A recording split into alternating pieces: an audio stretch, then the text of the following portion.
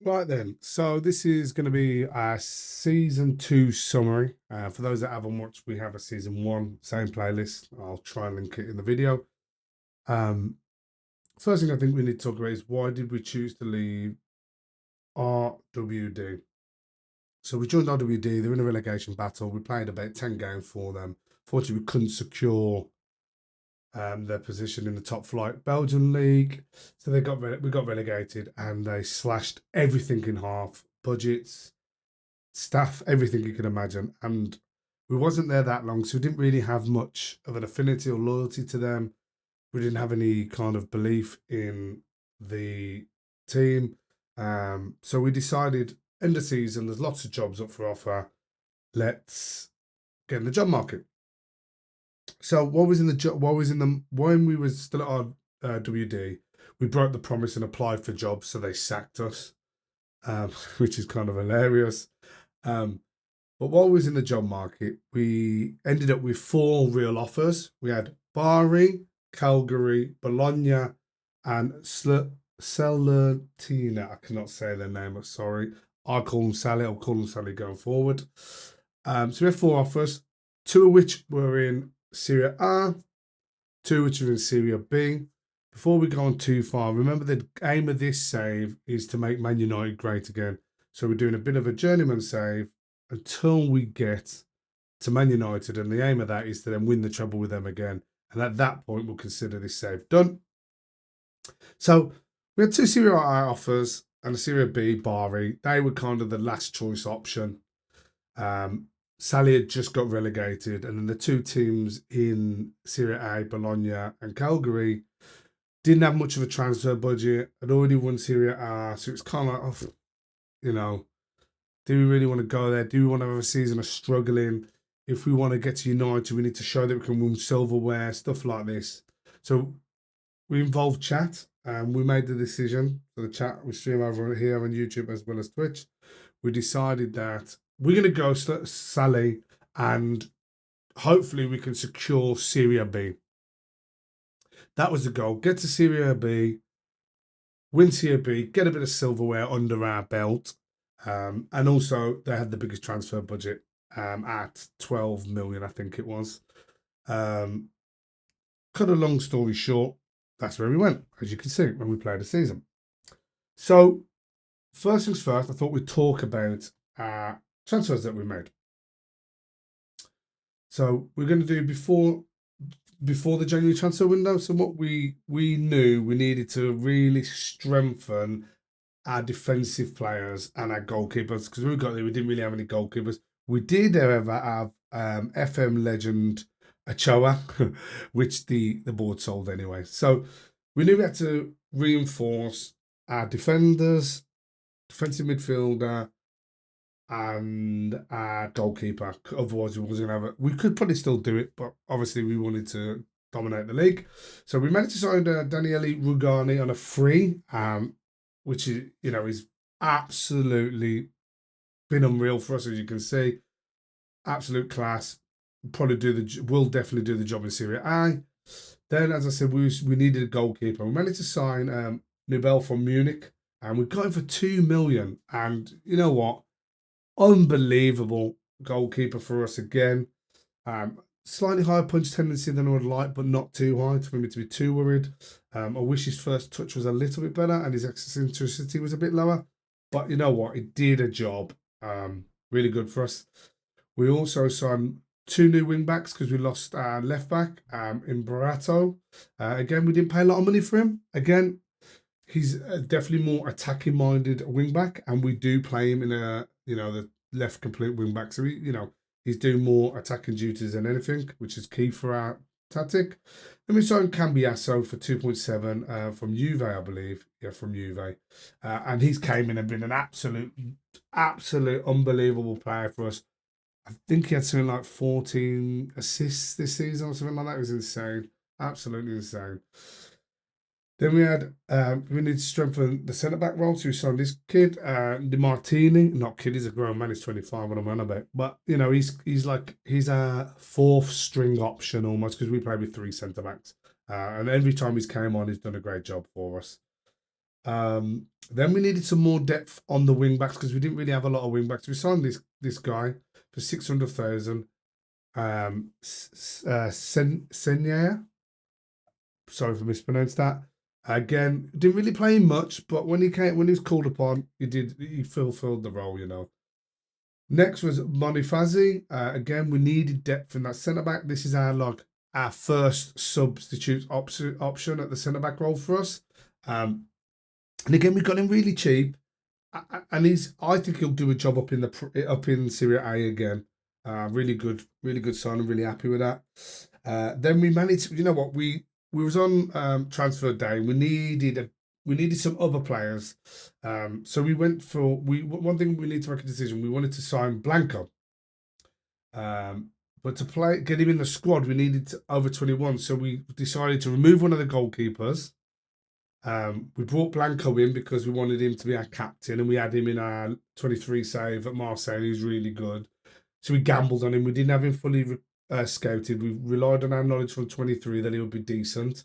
And you know what? He's coming in. He's done a great job for us, and he's leading the team to absolute victory. Which means we hired this kid in, Nero, who actually was... We had to play him in a few games. And he did all right. I think he let a goal in every time he played, but we won. And I can't knock him. He did what he was brought in for. Jamie, we signed for 5.5 million, and we believed he was going to come in and be an absolute difference maker for us. He had a slow start, but he definitely picked up and nailed it. So that's all our transfers before January. Now we're going to go and watch a couple of games before January, and we've got 3 lined up. And the first one is going to be Cittadella at 5-2. And all we're going to do is watch the goals. Then we're going to watch a couple of other games. Then we'll talk about the transfers in the winter window. Then we're going to watch a couple of games there. Then we're going to talk about the highlights of the injuries that have happened over the season. Then we're going to talk about some of the records that are broken. Then we'll cover the awards that have been won over the season. And then we will do my thoughts on the rest of the season. So let's go from here. Right. Let's watch these goals, baby.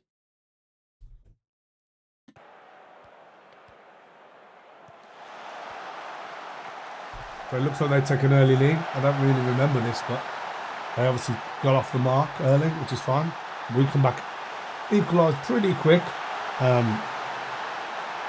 Fun fact, we actually scored the most goals from set pieces in the league.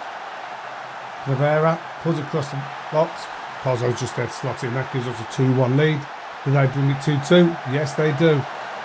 Nobel should have done better there, I believe, but it's okay.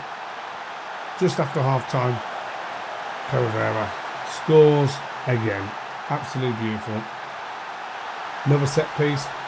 Can't moan and score from corners. One of my favourite ways to score. Near post, get a defender on the end of it. Deal with a good run there. Good couple of touches and a slot away to finish. Really, really clinical in front of goal there. Just to quickly look at some of the stats as we do. We dominated his shot. Dominated on target shot. Dominated in XG. You know, look at the half chances possession. And we always look at this average rating. And we beat them pretty comfortably. That was a really fun game. A bit of back and forth, and then we burst past them. So then the next game we're going to look at is Spezia, and we beat them 4-0, which is obviously always nice. Anyone that plays FM would enjoy a 4-0. So here we go. Let's have a look at the goals, see what they're saying.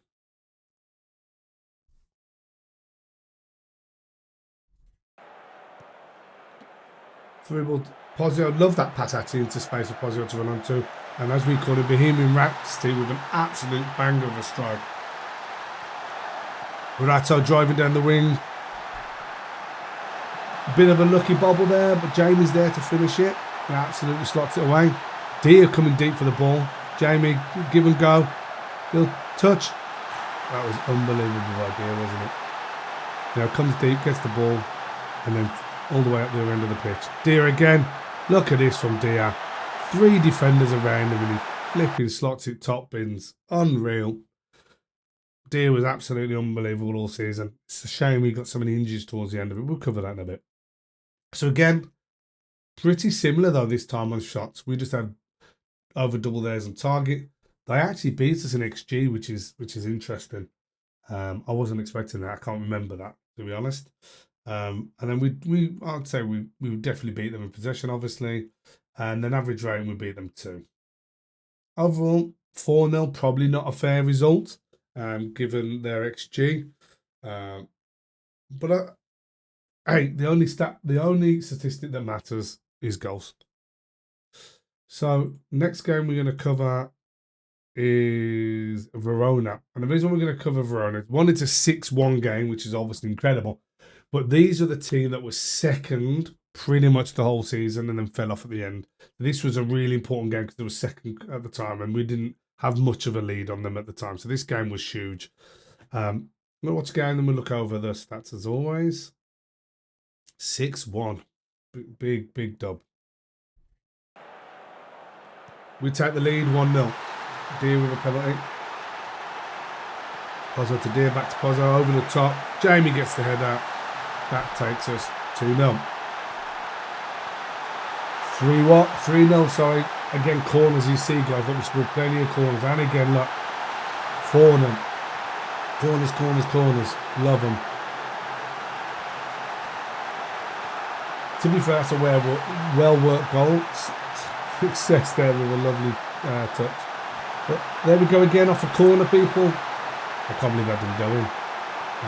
But Pozzo, we get a bit lucky with the ball there, and we take the goal. Absolutely lovely. Some lucky goals and some brilliantly worked goals. Either way, we had 16 shots, 9 of which were on target. They had 10 with 8 on target, which, you know, is interesting. They didn't even have an XG of 1.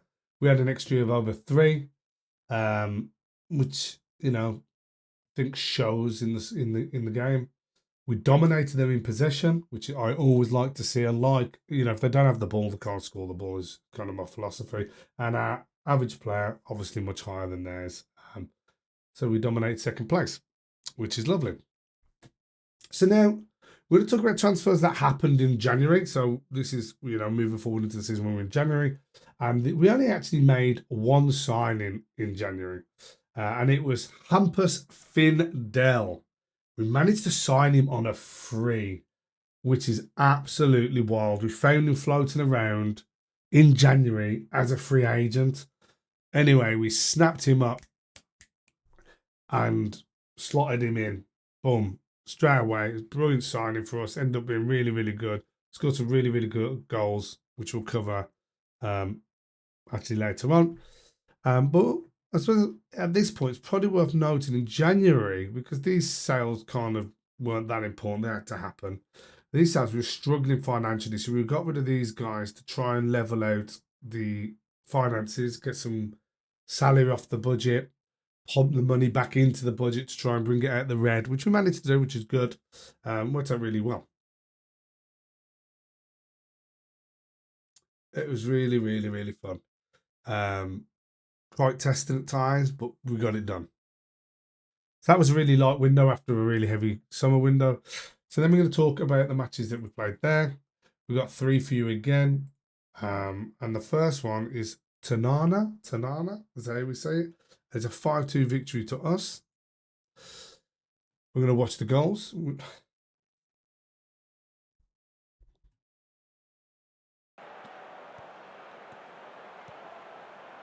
Here to Jamie. Jamie cuts back inside, plays it to Dia. Dia slots it in. Absolutely love the way that our inverted forwards and Dia interact in this game. Lovely over the top ball, that.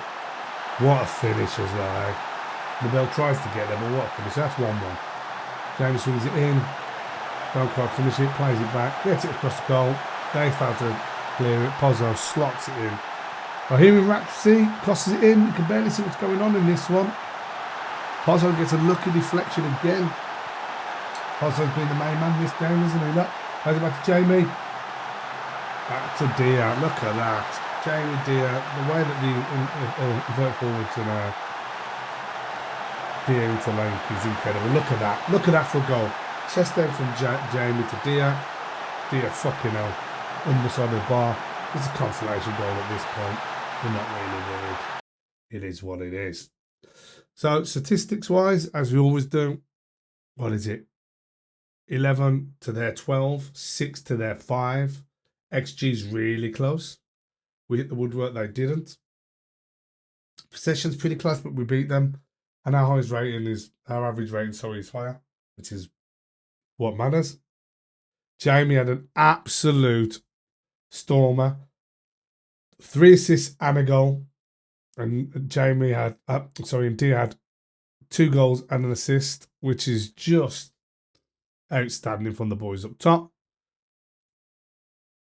The next game we're going to cover is Padova. And the reason we're going to cover this game is because this is the game where we sealed the division as champions. So I think it's an important game just to watch back. We're just going to watch the goals. So we're going into this game knowing if we win this game, we are champions, 100% locked in. Sorry for sniffling, by the way. Got a bit of a runny nose and a bit ill. Cambiasso, who was really influential for us whole season, great signing. Look at that dribble, look at that finish. Goalkeeper thought he was going near post, puts it in far post, just lovely. Blanco to Cambiasso, as we were saying, is involved in everything. Caveira, look at that. Brilliant, he's involved in everything. Will this take it 2-1? Absolutely. As we know, we're only watching the goals. Here we go, Pozzo, plays the ball out to Cambiasso, to Caveira, into Valencia, to seal the game 3-1. As we always look at the statistics, we are 21 shots to 8, 11 on target to 3, 2.7 to a half. You know, we had 3 clear cuts, 4 half chances. Where's the possession? We dominated them in possession, and our average range is much higher than them. Worth noting, Cambiasso scored a goal, 1 assist, and 4 key passes. But even better than that, Caveira, right? 1 goal, 1 assist, and 8 key passes. What an absolute playmaking god in that game. Funnily enough, they're both from the same distance. I hadn't noticed that. Right, our last game that we're going to look through is Pisa, the last game of the season. The reason why we are going to watch the Pisa game, not only is it the last game of the season, if we win this game, it would mean we would break the 100-point mark, which we managed to do with a goal difference of 69. But also, if we managed to keep a clean sheet, if we would have kept a clean sheet, Newbell would have had the most clean sheets in the division's history. And as you can see, we didn't manage to keep a clean sheet, which sucks for Newbell. So here we go. Dia takes the lead early. Top bins, right corner, brilliant panel. They obviously get the ball back here. Jamie works hard, wins the ball. There we go, 2-0. So we're up 2-0, feeling really comfortable. Jamie's there again, plays out to Cambiasso. Cambiasso driving on the wing. Squares it. Caveira. There we go. The man. There we go. A 3-0, right? What's going to happen here? What a shot from Bohemian Rhapsody. What a flipping goal that was. So we're 4-0 up, thinking we're going to win this 4-0. And they get a goal in the 80th minute to see Newbell not. He only managed to equal the record, not beat it. So we had 17 shots on target. Shots, we had 5 of which were on target. An XG of 2.5, basically. They had 1.5. We dominated in possession and average rating. We pretty much beat them as well. Not so comfortably as I would have thought, but we'll take it. Again, worth noting that Caveira, a goal, 2 key passes. He's absolute legendary for us. And that was his last game he's ever going to play because he's retiring. This is his kind of, it's his last season, so it's nice to see him doing well. Now I thought it'd be interesting. Now we've covered that. We won the league. We were unbeaten. but I thought it'd be good to cover just a couple of injuries that's worth noting. So Nibel actually got injured a few times. If we take that up to 2 weeks, he was injured for a month of this season, right? Maybe, yeah, a month for this season. Let's say a month, yeah. A month for this season. And I believe if he wasn't injured, he would have got that record. And when they injured him a couple of times, it was really unfortunate timing.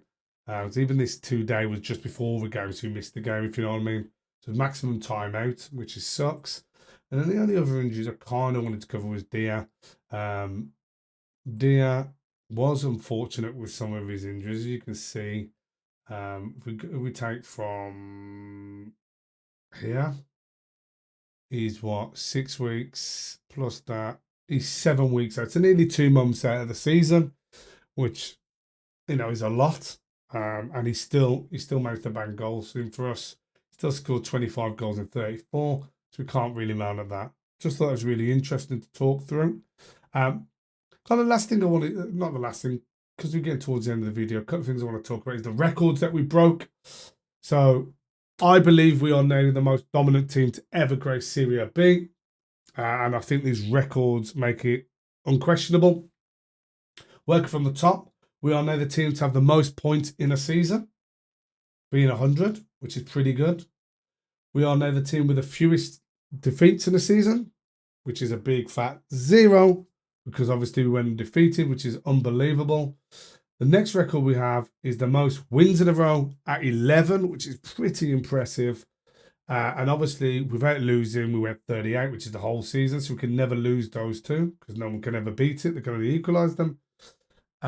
We also have the most goals in the season.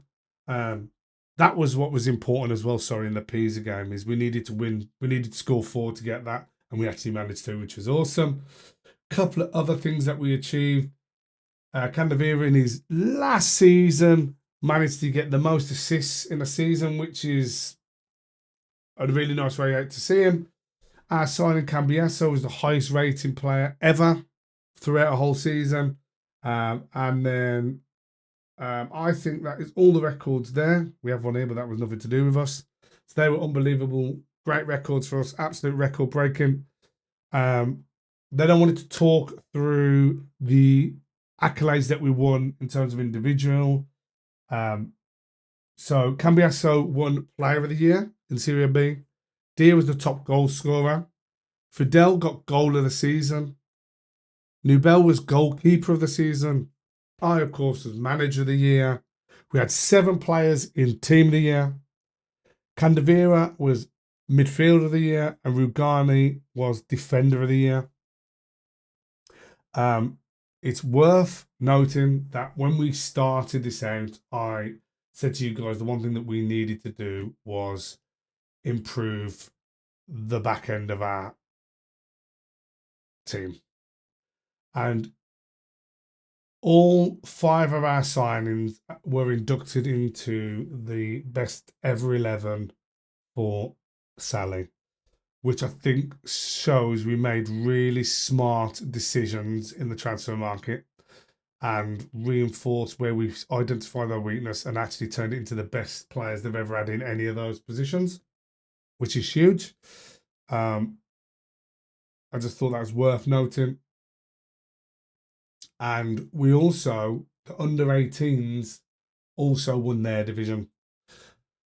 So to kind of wrap up on the season and just expand on some of those thoughts, our goal was to take Serie B. I think we obviously achieved that, so that's a dub. We dominated it. I do think we're the most dominant team to ever grace Serie B. We're in a little bit of financial trouble. Not trouble, but we ain't got the funds what you would maybe hope of a team getting promoted. There are rumours of a takeover. So we don't know what's going to happen there. Currently, there are some interesting jobs up for grabs. We've got Roma, Brighton, Marseille. We did Marseille in the last FM. The Swansea, we did that in last FM. Cambridge, we did them. We're not going to go Cambridge. That's too low. Prague, there's some interesting jobs, and I'm sure more are going to come up. Yeah, we've got Mets as well. I didn't see Mets there. So there's some interesting jobs in the wind. Don't know if I'm going to stay. Don't know if I'm going to go. But I think the season was incredibly successful. There's not many times people managed to go undefeated, let alone scoring best points, most goals, most clean sheets, and most assists, all these kind of records.